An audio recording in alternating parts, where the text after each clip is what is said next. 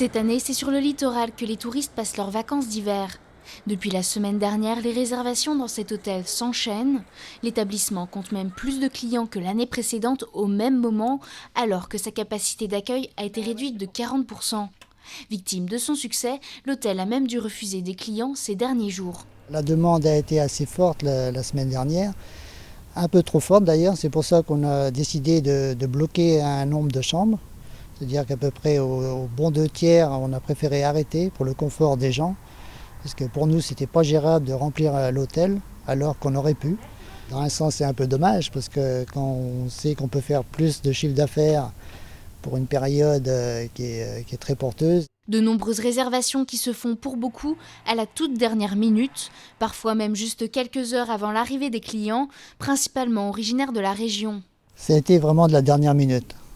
Vraiment, c'est ce qui a été un peu le plus compliqué à gérer. Parce que pour prévoir la marchandise, pour leur donner à manger, il faut toujours s'y prendre quelques jours à l'avance. Comme c'est des séjours qui sont plutôt courts, les gens n'ont pas choisi de rester une semaine entière. C'est seulement 2 jours, 3 jours. Le constat est le même dans cet hôtel, situé quelques kilomètres plus loin, à Saint-Gilles-Croix-de-Vie. Mercredi dernier, j'avais 18 chambres de prise sur 22 chambres, ce qui est bien en février.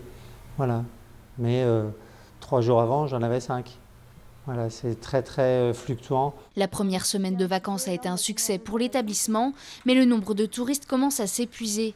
Pour ce gérant, le plus compliqué reste la fermeture des restaurants. La prestation est assurée ici dans l'hôtel pour dormir, mais pour manger, c'est pas le cas, donc c'est compliqué. C'est compliqué, les gens sont obligés d'entre guillemets de pique-niquer, ils mangent dans les chambres, pour moi c'est pas satisfaisant. Voilà, on travaillera normalement le jour où les restaurants seront enfin ouverts. Il faut que sanitairement ça puisse être le cas rapidement. Finalement, la côte vendéenne a attiré plus de vacanciers que ces hôteliers ne l'auraient imaginé.